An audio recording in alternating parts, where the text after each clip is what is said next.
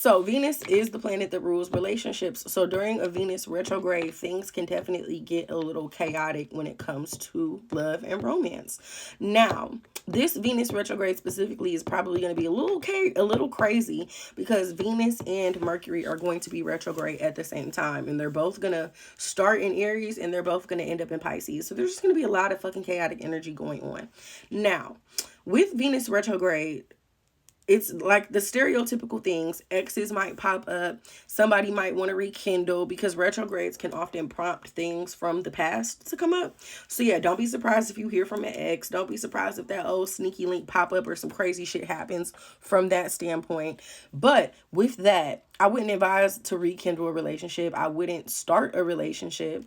But again, when people and things pop up during retrogrades, especially people like, no shade, but like if your ex pop up during Venus retrograde, don't fucking get back with them. Like that, it's not the time to do so.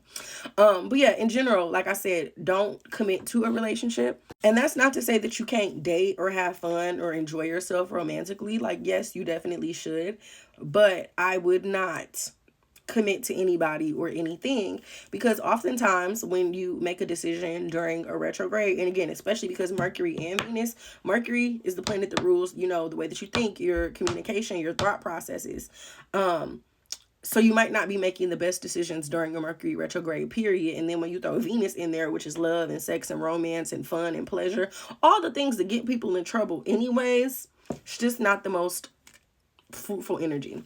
So yeah, be mindful of, you know, your commitments, how you're handling your relationships, how you are connecting with people during this retrograde, because things could definitely get a little crazy.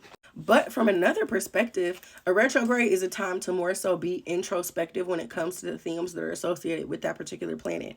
And it's a time to rethink, rework, plan, strategize, so on and so forth. So even thinking about Venus being retrograde, this could be a good time to rethink your approach to relationships, rethink the types of people that you are trying to date and commit to, rethink, you know, if you don't like the way that things are going with your love life, this could be a very good time to do some inner work, do some self-reflection, do the things that you need to do to change that energy to be more positive, or, you know, so you can get what you want out of these relationships.